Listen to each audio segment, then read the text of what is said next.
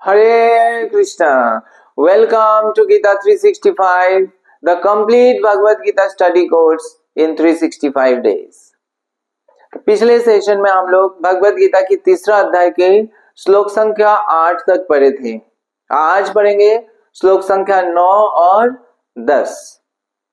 तो पिछले श्लोक में भगवान कृष्ण अर्जुन को कह रहे थे कि सारे जीव को अपनी अपनी नियत कर्म करना चाहिए, क्योंकि कर्म के बिना तो शरीर निर्वाह भी नहीं हो सकता है। तो सबको अपना शरीर को अगर पालन करना है तो उसको अपना अपनी जो ड्यूटी है, नियत कर्म है, उसको करना चाहिए। तो अर्जुन क्षत्रिय होने के कारण उनको युद्ध करना चाहिए, और अगर वो युद्ध नहीं करेंगे तो अपने शरीर को कैसे पालन करेंगे। तो कैसे कर्म करना है वो फिर आज के सेशन में हम देखेंगे। तो भगवान आगे कहते हैं, तो आइए पढ़ते हैं श्लोक संख्या 9।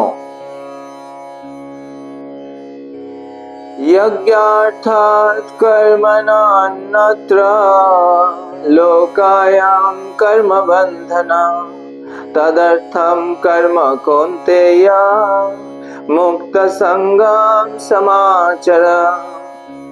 अनुवाद।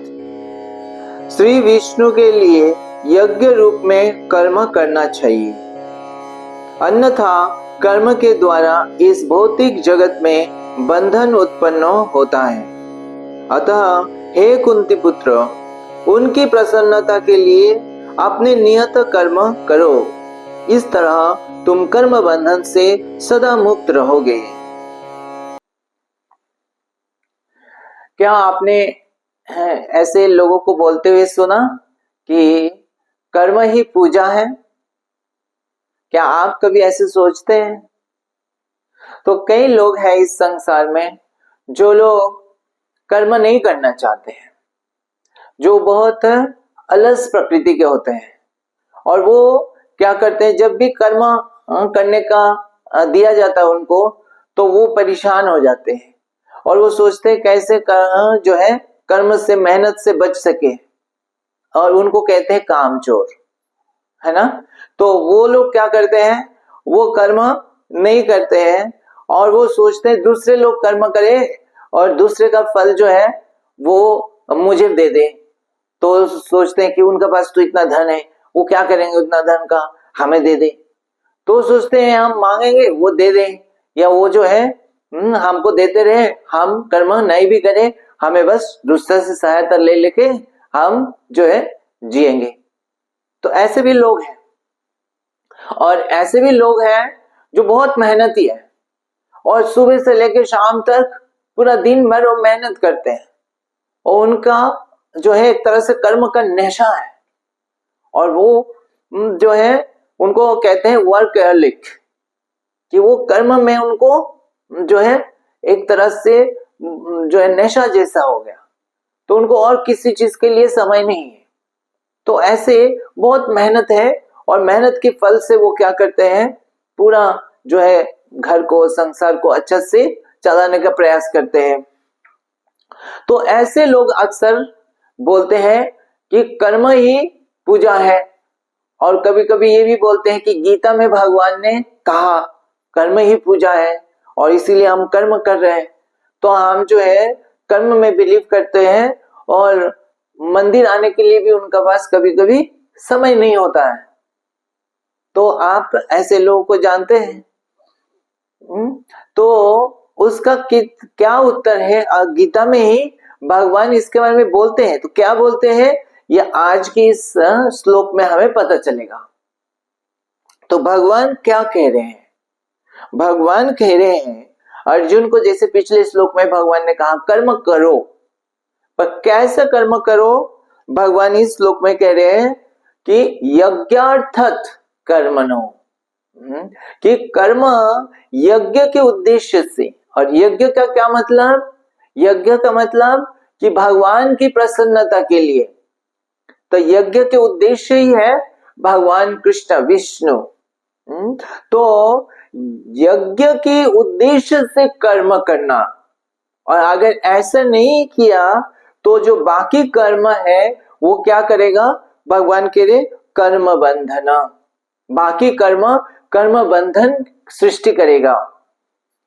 तो कर्म बंधन क्या है? उस कर्म जो किया, उस कर्म के जो फल है, उस इस फल हमको बांध लेगा और उस फल को भोग करने के लिए फिर से जो है जन्म लेना पड़ेगा इस जीवन के बाद, और फिर से भौतिक शरीर प्राप्त होगा।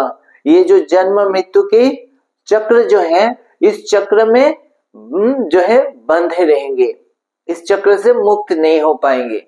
तो कोई भी हम कार्य कर रहे हैं, तो कार्य भी जो करते हैं हम लोग इस तरह से, अगर यज्ञ के लिए नहीं कर रहे, भगवान की प्रसन्नता के लिए कार्य नहीं कर रहे, तो उस कार्य इधर क्या होगा? पाप कार्य भी हो सकता है। कोई बोल सकता है कि मैं तो जो है संसार चलाना है, मेरा परिवार चलाना है।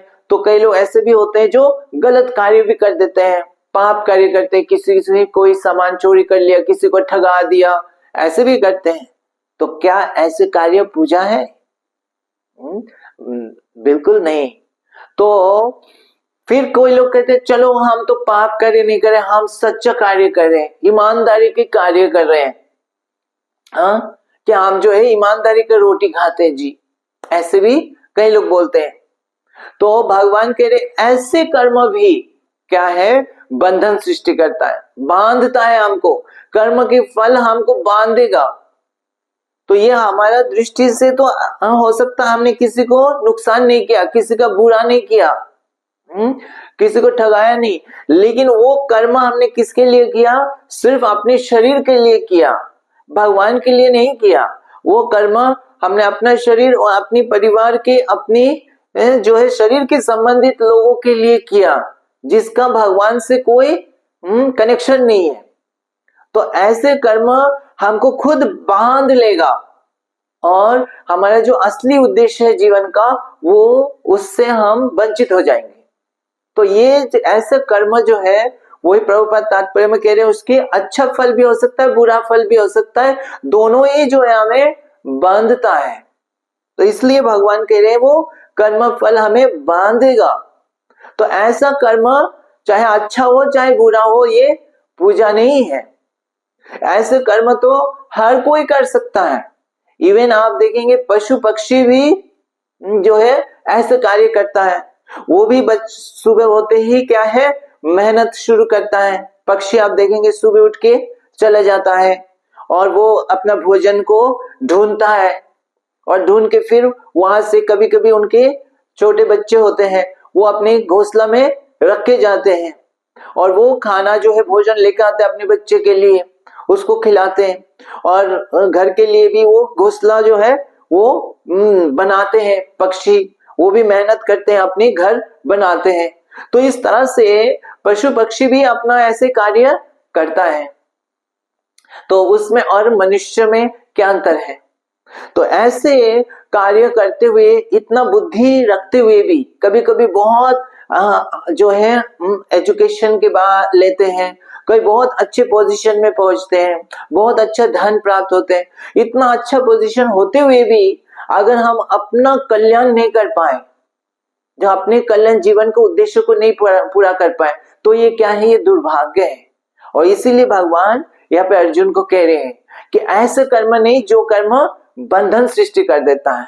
तो ये बहुत अफसोस की बात है कि इतना मुश्किल से हमें मनुष्य जीवन मिला, और उसके बाद भी अगर हमने बहुत अच्छा से जो है हमें मौका मिला, हमने अच्छा एजुकेशन लिया, अच्छा पोजीशन हुआ, उसके बाद भी अगर हम इस कर्म बंधन से मुक्त नहीं हो पाए, तो वह हमारे लिए दुर्भाग्य है।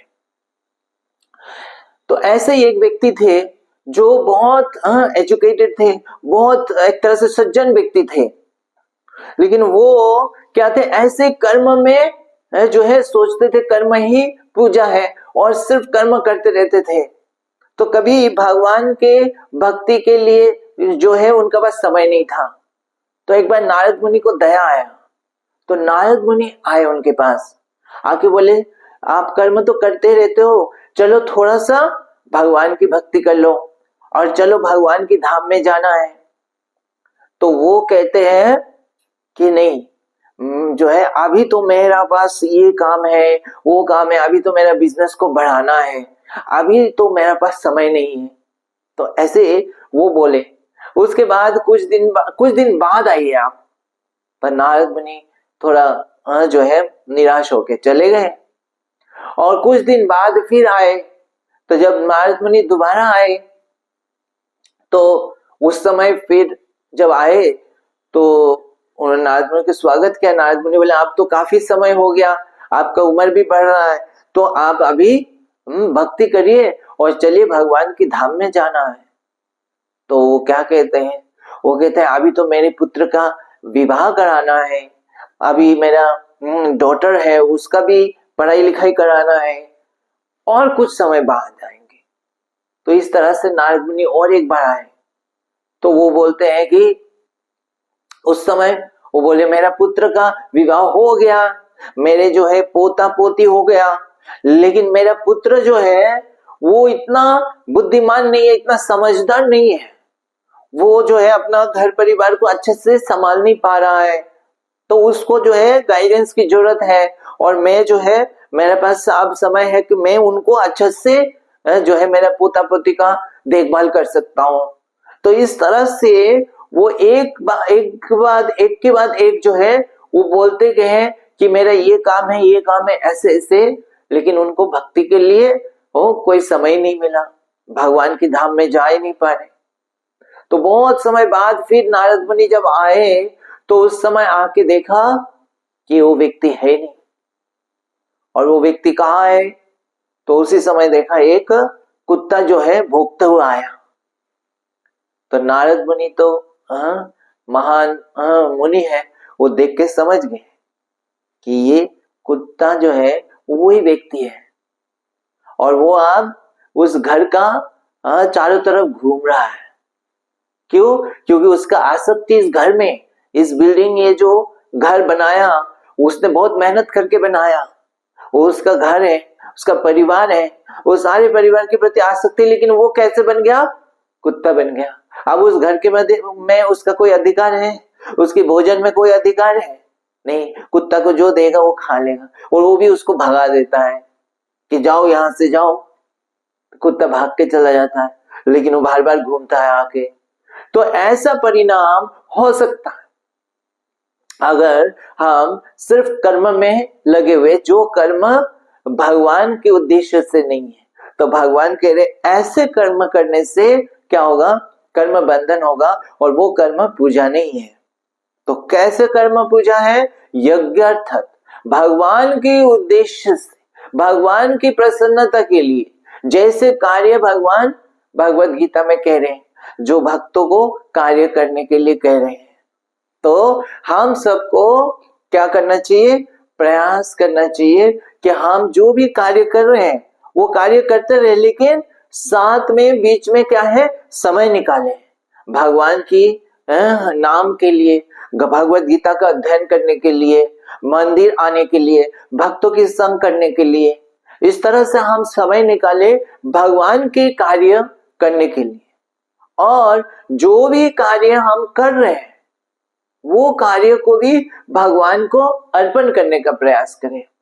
तो वो कैसे कर सकते हैं? श्रील प्रभुपाद तात्पर्य में बताते हैं, उसके लिए हमें गाइडेंस की आवश्यकता है, हमें भक्तों की और गुरु की गाइडेंस की आवश्यकता है, ताकि हम जो कर्म करें वो कर्म जो है वो कर्म हमें मुक्त कर सके।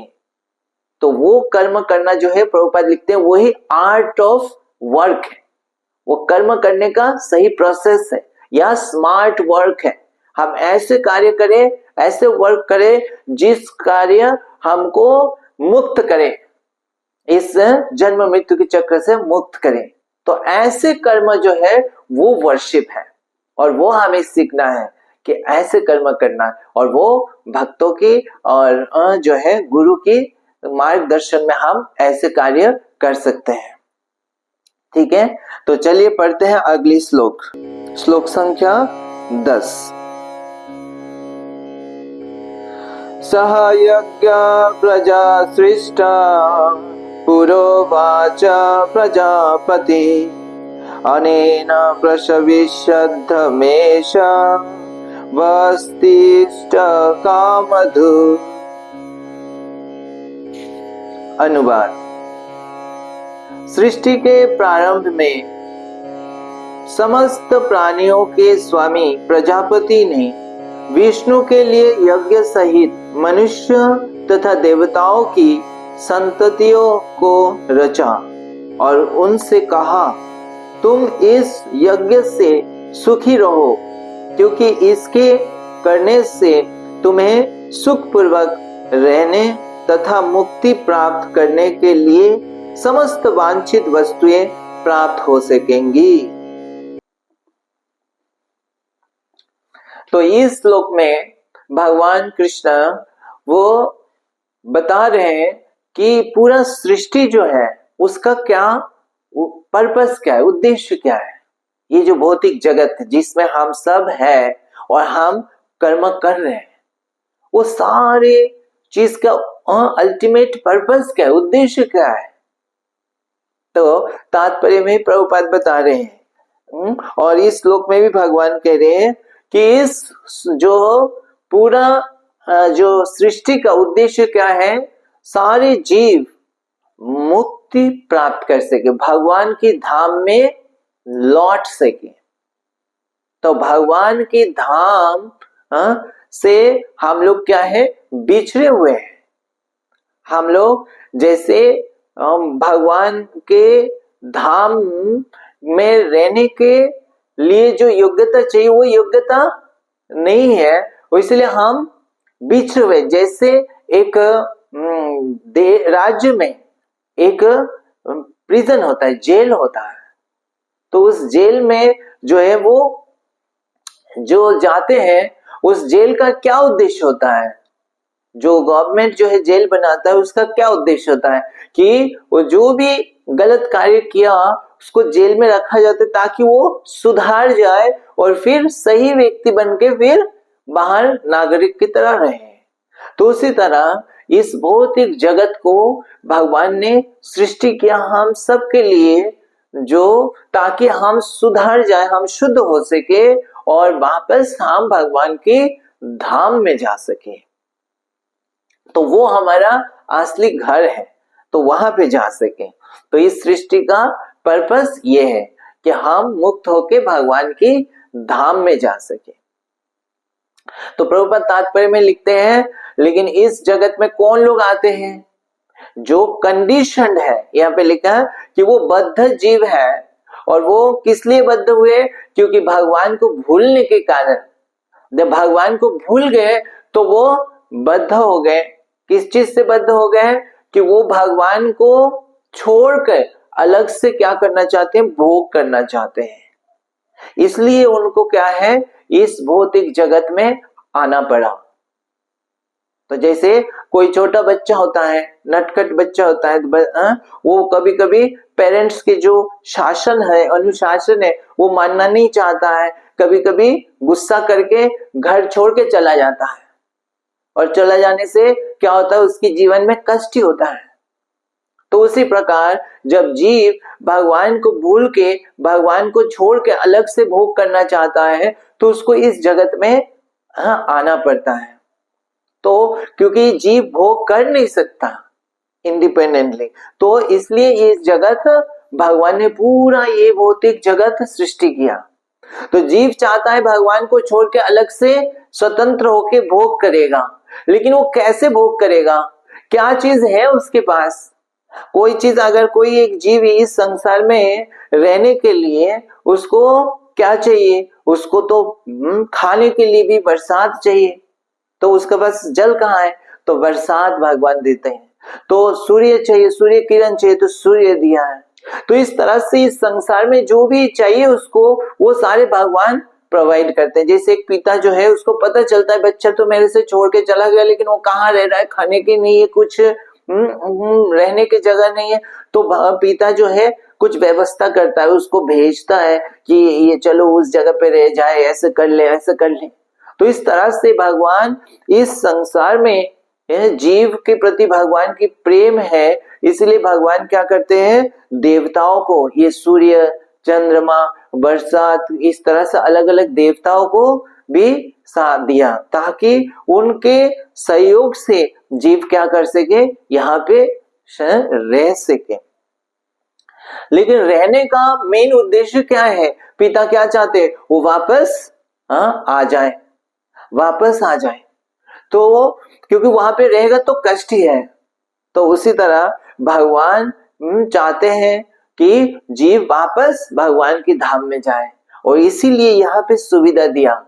तो प्रभुपाद लिखते हैं तात्पर्य में, तो जीव का जो है जीवन का क्या पर्पस है, जो जीव कार्य कर रहा है, उस कोई भी कार्य करता है उसके दो पर्पस है। कि उसके पर्पस क्या है कि वो यहाँ पे जब रहे तो वो सुखी से कंफर्टेबल शांति से रह सके, और इस जीवन के बाद वो वापस भगवान की धाम में जा सके। तो जीने का लाइफ का क्या है, ये दो पर्पस है। तो कई लोग जैसे बोलते हैं कि जीवन का क्या पर्पस है वो हमें पता ही नहीं है, तो ये जिंदगी किस लिए है, कोई जाना नहीं, कोई समझा नहीं। तो ये यहाँ से भगवत गीता से हमें पता चलता है कि जीवन का ये उद्देश्य है। तो क्रिएशन का पर्पस क्लियर हो गया कि हमें वापस लौटने के लिए, शुद्ध होने के लिए भगवान ने ये क्रिएट किया है यूनिवर्स। और जीने का, जीवन का पर्पस क्या है, हम यहाँ पे जो भी कर्म कर रहे हैं, हम उस कर्म का पर्पस क्या है कि हम यहाँ पे जो है खुशी से रह सके, और जो है बाद में जीवन का अंत में भगवान की धाम में जा सके। अब खुशी कैसे मिलेगा? तो खुशी मिलने के लिए उनको यज्ञ करना पड़ेगा। तो यज्ञ की विधि भगवान ने वेदों में दिया है। तो उस वेद जो है वो भगवान ने सृष्टि किया कि जीव कैसे कार्य करे ताकि वो भगवान की धाम में जा सके, मुक्त हो सके, इस कारागार से मुक्त हो सके। वो जीव अपने से नहीं कर सकता है, उसको पता नहीं है, वो भगवान को भूल चुका है। तो इसलिए जो है वेदों का सृष्टि किया। तो वेद का पर्पस क्या है कि जीवों को ऐसे डायरेक्शन देना, ऐसे गाइडेंस देना जिससे जीव कर्म जो है वो कर सके सही से, और उस तरह से वेदों के निर्देशन के अनुसार जब वो कर्म करेगा तो उस कर्म से वो शुद्ध होगा, और फिर वो भगवान के धाम में लौट सकेगा। तो इसीलिए वेदों का पर्पस ये है कि जीवों को सही मार्गदर्शन दे ताकि वो इस जीवन में भी वो सुखी से रह सके, और जीवन का अंत में भगवान के धाम में जा सके। अब वेदों में कई सारे विधि है, तो क्योंकि इस संसार में अलग अलग प्रकार के लोग हैं, तो सब लोग जो है अपनी भोग करने की इच्छा को त्याग नहीं सकते एकदम से। तो इसीलिए वेदों में ये कई प्रकार के यज्ञ के बारे में वर्णन किया है। जो बिल्कुल भोग करना चाहते हैं, भोग को छोड़ नहीं सकते हैं, पूरा तरह से भगवान के लिए कार्य नहीं कर सकते हैं, तो उनको अलग अलग सकाम कर्म के यज्ञ के बारे में बताया है, जिससे उस यज्ञ करेंगे, देवी देवता की पूजा करेंगे, तो जिन्होंने जैसे वर्षा दे रहे हैं, जो सुविधा दे रहे हैं, तो उनके लिए भी यज्ञ करेंगे, तो क्या होगा, वो उनको वो चीज मिल जाएगा, लेकिन धीरे धीरे उनको क्या होगा, उनका शुद्धिकरण होगा, और फिर वो आगे बढ़ते रहेंगे जो है आध्यात्मिक चेतना में। और फिर उनको समझ में आएगा कि असली उद्देश्य क्या है, परम भगवान कृष्ण का जो है आराधना करना। तो उसको कहते हैं योगा लेडर, योगा की सीढ़ी। तो सबसे नीचे से शुरू होता है, उसको कहते हैं कर्म कांड, और उसके बाद धीरे धीरे आता है कर्म योगा। तो उस विषय में भगवान आगे वर्णन करेंगे। तो तीसरा अध्याय यहाँ से शुरू होता है, और 6th चैप्टर तक बीच बीच में भगवान इसके बारे में वर्णन करते हैं कि कैसे लोग जो है इसमें आगे बढ़ सकते हैं और अल्टीमेटली वो मुक्त हो सके। और श्रील प्रभुपाद तात्पर्य बताते हैं कि सारे यज्ञ में से श्रेष्ठ यज्ञ क्या है, संकीर्तन यज्ञ, जो कि चैतन्य महाप्रभु ने कलयुग के लिए विधि दिया। तो इसलिए उस यज्ञ सर्वोत्तम यज्ञ है, और अगर इस यज्ञ करेंगे तो जीव खुशी से इस संसार में रह सकते हैं और जीवन के अंत में भगवान की धाम में लौट सकते हैं। तो आज हम यहाँ पे विराम देते हैं। अगली सेशन में हम पढ़ेंगे श्लोक संख्या 11 और 12। हरे कृष्णा। ग्रंथराज श्रीमद् भगवद गीता की जय। जगत गुरु श्रील प्रभुपाद की जय।